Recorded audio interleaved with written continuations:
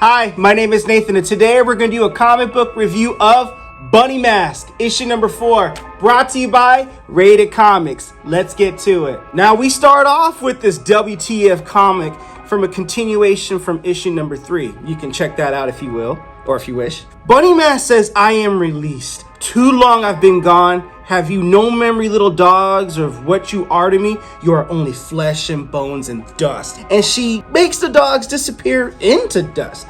And Tyler is meanwhile fighting them off. They're biting at him, gnawing at him. They're gonna mortally wound this guy. And then Bunny Mask looks and she says, what sweet shadows I bring. And she makes those dogs, or those wolves, those monster dogs, disappear into dust. She looks at Tyler's wound, like how strange you are wounded. She has this weird speech dialogue way of talking, and Tyler's like, of course I'm wounded, these dogs. And he looks up and, where'd you go? She, jump scares behind him and licks the wound to complete healness. And he's like, wow, the pain's gone. This is like when you healed me in my leg that one time in the cave. That's a callback to issue number 1, which I will do a issue number 1 review, or a full story arc review of Bunny Mask, because this definitely has potential to be a film, but this is just definitely more WTF than anything, which in an intriguing way. Now here's where it gets intriguing. She licks him up, and he's like, wait a minute, okay, my pain ain't up there exactly, what the? And this demigoddess puts him down like, get on town, I'm about to do this cowgirl style.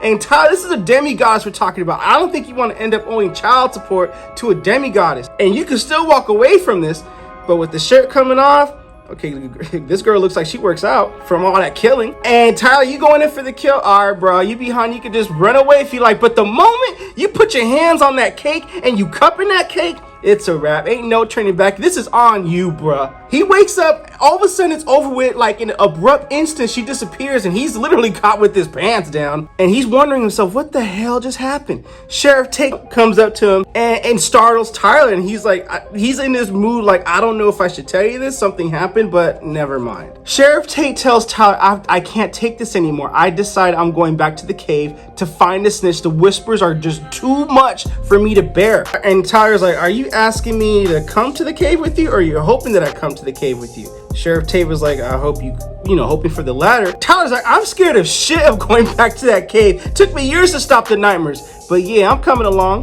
Because he needs answers too. They both need answers. Now we see all these whispers going around from the snitch of everyone's secrets, still stalking the girl from the gym. Someone spray painted a hangman onto his neighbor's house. It's just all these secrets that it's just overwhelming. And if you're hearing voices like as if someone's next to you, it will drive you crazy too. So Sheriff Tate asked Tyler, can you hear those secrets, by the way? And funny thing is, I can't hear any secrets about you. But what's funny is Tyler can hear all the secrets that the snitch is telling him about Sheriff Tate. How he has a secret crush on his deputy, how he lied about those search warrants, and he planted those drugs on those teenagers. And Tyler's like, nah, I don't have anything to say. The snitch doesn't have anything to say about you. And even Sheriff Tate knows, bull jive, come on now, like, you gotta know something. The snitch knows everything. Tyler gets a phone call from B, and even B is a question mark here too, as in issue number 1, where her body is found dead, but now we have an adult B asking Tyler to come home. I mean, not come home, come here, I mean. It's a callback to issue number 3, where he was staying the night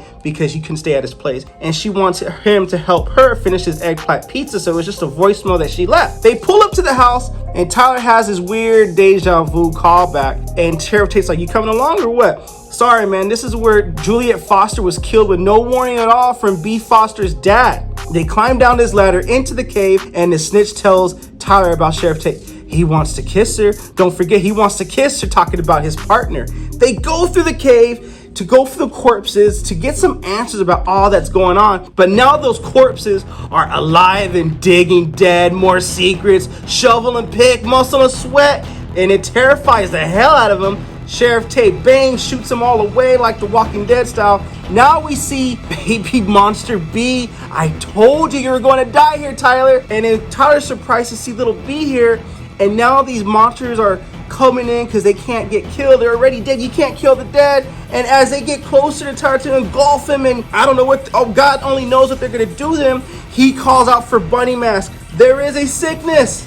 And hello, she appears. Were you calling my name? Yes, I needed you. So she blows all these zombies or monsters to sleep, saying where their children return to sleep. But she speaks in poetry, and then she's like, oh, I know you. And she sees baby V, and she puts her dust, and she's like, I have never been alive, but I've been dead far longer than you. Very mysterious, and this book keeps you in mystery. B makes no mystery what her intentions are. Now, Tyler, you have called. Have you called for kisses or screams?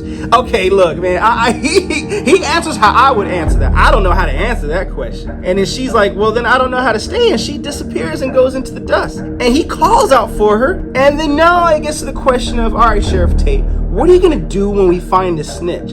Arrest him, kill him, you know, and then the snitch arm goes from behind and grabs Sheriff Tate in the chokehold and speaks like, you complained of my speaking, then why wander so close to my mouth? It's an obscure looking thing, and I had no idea that this thing would look like that, but that's what this book is. It's all WTF. And the snitch continues to talk. Maybe you've come to hear my truths. I hear your stuff, I hear your nonsense. And he tells Tyler, you're the one that set her free. Or not set her free, you're the one that set it free. And Tyler's like, set what free? And Sheriff Tate's like, get out of my hand, and shoots him away. And it's like, this is not how the truth dies. That's what the snitch says. The truth is, you sit at home and wish your life was different, Sheriff Tate. Your wife sleeps in a separate bed. Deputy Pirani has that wonderful laugh. That whiskey has its call on you. Your river is sins. And he mentions all these sins, including the college girl who couldn't bear the shame of her arrest and hung herself in the cell. That's your truth, Sheriff Tate. I'm like, dude, this guy is going off on Sheriff Tate. And Tyler picks up a rock and tells the snitch to shut up. And he's like, the rock is unfazed. He's like, you, Tyler, why can't I see you? And he looks closer at Tyler. At this point, I would get the hell up out of there. And he finally realizes why he can't see Tyler's sins. The creature, she's touched you. It's an abomination. That tragedy will play its terrible course. What have you done, Tyler? What were you thinking? He wasn't thinking. He was just going in. But okay, so he tells her, you've fallen into the oldest of shadows where even the truth can't walk. You will regret this. And he can't take it anymore. I don't know, I guess the truth hurts or something, but he just bashes his teeth in with the rock and then rips his tongue out. And I get out of my head, and you can't get in my head if you can't speak to me. So after what appears to be a conclusion, they're about to leave. And then Tyler says, you know, I feel in the air, it's like piss and dirt. I gotta get out of here. And Sheriff Tate's like, you coming or what? And he sees Bunny Mask in the corner. I'll be there in a minute. And what she says to him, who she is and what she can do, she can kill him, she cannot, about humans, it's just, oh, dude, this book leaves you with more questions than answers. And I'm gonna leave a little meat on the bone with you guys. If you guys do decide to get this issue, this girl pretty much says what she's all about. Now, about the issue, about Bunny Mask, this comic had me interested from the start for a number of reasons, and it's built up well across its run. I'm not really a horror fan, but this comic has a lot of WTF moments in a good way that keeps you interested. I'm definitely curious to see what's next for this story, as I feel I have more questions than answers. This issue deals with a lot of initial fallout and has some really strong sequences, especially when Bunny Mask is involved, and it gives the form to the snitch, which really shakes up the view on some things here. Here's my questions. Is this all a dream? Who or what is B? And do you pay child support on a demigod? Because she clearly wants she wants a round two and some. And are humans the figments of older gods' dreams and nightmares? I mean, we don't know. But I got to say is, yeah, if you guys get this comic book, you will not be disappointed. Or you may just be disappointed, but just know you may have more questions than answers. But at the same time, it's still an intriguing of a read. And I do see potential in a film in this, because it's very obscure and interesting. But that interesting and those questions might piss you off too.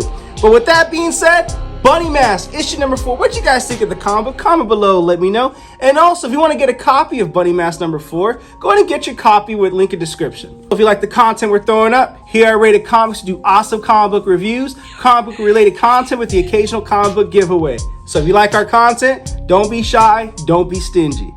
Thanks again for watching. Until next time.